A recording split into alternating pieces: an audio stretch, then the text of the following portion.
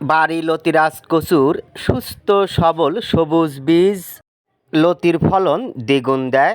ফেনীতে ৬,০০০ চারা প্রেরণ করলাম। সমাধান করার জন্য আগাছা পরিষ্কারক মেশিন, আগাছা নিরানোর যন্ত্র, সুস্থ সবল সবুজ বীজ লতির ফলন দ্বিগুণ দেয়। প্রিয় দর্শক, আপনারা দেখতে পাচ্ছেন বাড়ি লতিরাজ কচু একের অরিজিনাল সুস্থ সবল সবুজ বীজ। এই চারাগুলোর বয়স কম, প্রত্যেকটা চারার গোড়াতে শিকড় রয়েছে এবং প্রতিটা চারা লতি থেকে উৎপাদন করা। এই চারা রোপণের পর মোটামুটি 10 থেকে 12 দিনের মধ্যেই 2 পাতা গজিয়ে যায়।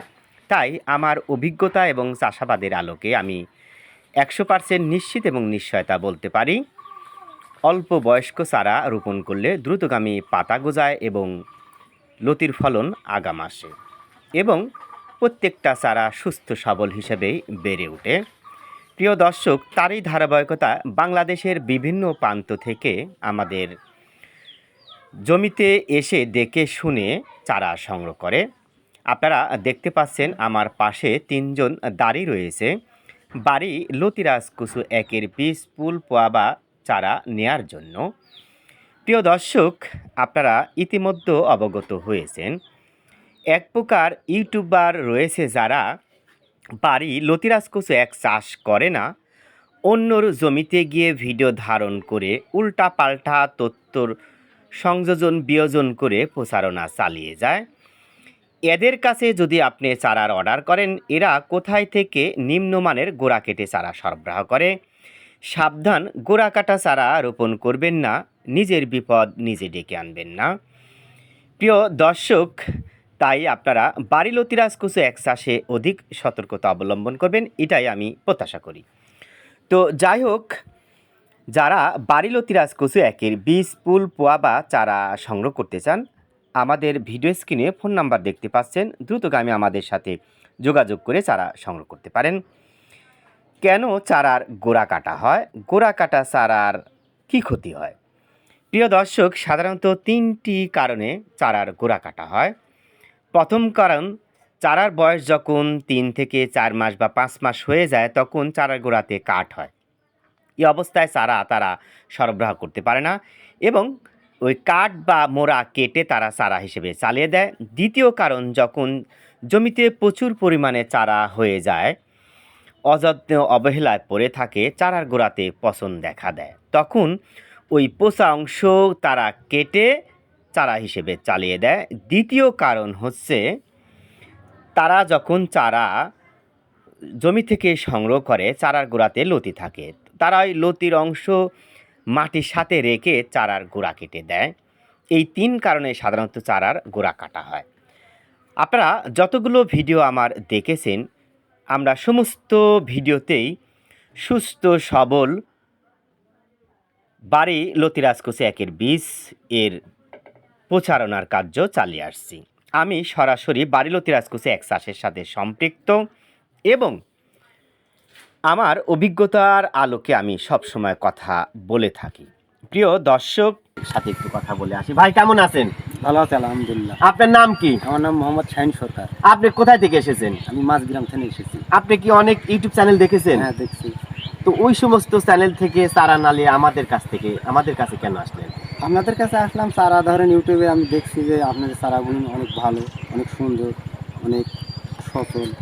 এই জন্য আমার এইগুলি একটু পছন্দ, এই জন্য আমি এইগুলি কিনে। কতগুলো চারা নেবেন? আমি চারা নেবো 4000। 4000। পাশে কিন্তু আরো ভাই দাঁড়িয়ে রয়েছে, আমরা একটু তাদের কাছে যদি একটু কথাগুলো শুনে আসি। ভাই কেমন আছেন? জি আলহামদুলিল্লাহ। আপনি কোথায় থেকে আসছেন? আমি গুরদাসপুর থানা, নাজিরপুর। গুরদাসপুর থানা, নাজিরপুর, বড়াইগ্রাম, গুরদাসপুর পাশাপাশি থানা। তো যাই হোক, আপনি কি দেখার জন্য আসছেন না চারা নেওয়ার জন্য? না ভাই, আসছেন? আমি ইউটিউবে দেখেছি, এই খোঁজে আপনার কাছে এসেছেন। কতগুলো চারা নেওয়ার সিদ্ধান্ত আছে? সিদ্ধান্ত আছে 5000 চারা নেব। 5000 চারা নেওয়ার সিদ্ধান্ত আছে। এই যে চারাগুলো যে হাতে নিয়ে আছেন, তাতে চারাগুলো কেমন দেখছেন? না, অনেক ভালো, মান অনেক ভালো। ভালো বীজ, ভালো ফসল, সুস্থ সবল সবুজ বীজ লতির ফলন দ্বিগুণ করে। প্রিয় দর্শক, আপনারা দেখতে পাচ্ছেন বাড়ি লতিরাজ কচু একের অরিজিনাল গাছটির লতি। এই লতি সাধারণত সপ্তাহে 2 দিন কাটা হয়। কেন এই লতি সপ্তাহে 2 দিন কাটা হয়? এই গাছগুলো দ্রুতগামী বৃদ্ধি পায় এবং লতিগুলো ব্যাপক হারে বৃদ্ধি পেতে থাকে। তাই সপ্তাহে 2 দিন কাটা হয়। এই গাছগুলো সুস্থ সবল থাকে এবং শেষ পর্যন্ত টিকে থাকে। শুধু তাই নয়, লতি বিক্রি শেষে এই গাছগুলো মোটামুটি 1 থেকে 1.5 হাত পর্যন্ত কাঠ, কচু বা মোড়া দেয়, যা উৎকৃষ্ট মানের সবজি হিসেবে বাজারে ব্যাপক চাহিদা রয়েছে। তাই লতি বিক্রি শেষে আপনি কাঠও বিক্রি করতে পারেন। আগাছা পরিষ্কারক মেশিন, আগাছা নিড়ানোর যন্ত্র। প্রিয় দর্শক, সাধারণত চারা রোপণের 10 থেকে 15 দিনের মধ্যে আগাছা জন্ম নিতে শুরু করে। এই অল্প বয়সে আগাছা যদি আপনি জমি থেকে না তুলেন, তাহলে দ্রুতগামী আগাছাগুলো বৃদ্ধি পাবে। আপনি যে জমিতে সার প্রয়োগ করবেন, সে সারগুলো আগাছা খেয়ে ফেলবে। ফলে বাড়িলতি রাজকচু একের গাছগুলো দ্রুতগামী বৃদ্ধি পাবে না বা ব্যাঘাত ঘটবে। এজন্য যারা বাড়িলতি রাজকচু এক চাষ করেছেন বা চাষ করার সিদ্ধান্ত নিয়েছেন, অবশ্যই আগাছা পরিষ্কারক মেশিন বা যন্ত্রটি আপনারা সংগ্রহে রাখবেন। সাধারণত 3 থেকে 4 ঘন্টায় এই যন্ত্র ব্যবহার করে 33% জমির আগাছা পরিষ্কার করা যায়, মাত্র একটি শ্রমিক ব্যবহার করেই। আমরা উন্নত প্রযুক্তিতে এই যন্ত্রটি তৈরি করেছি। আমরা এই যন্ত্রটিতে 2টা ব্লেড ব্যবহার করেছি এবং একটি বিশেষ করে কাঠ মাড়াই করে এমন ব্লেডও ব্যবহার করা আছে, যা শক্ত মাটিতেও ব্যবহার করা যাবে। আপনারা দেখতে পাচ্ছেন আগাছাগুলো নিমিষেই পরিষ্কার করে একদম মাটির সাথে মিশিয়ে দিচ্ছে।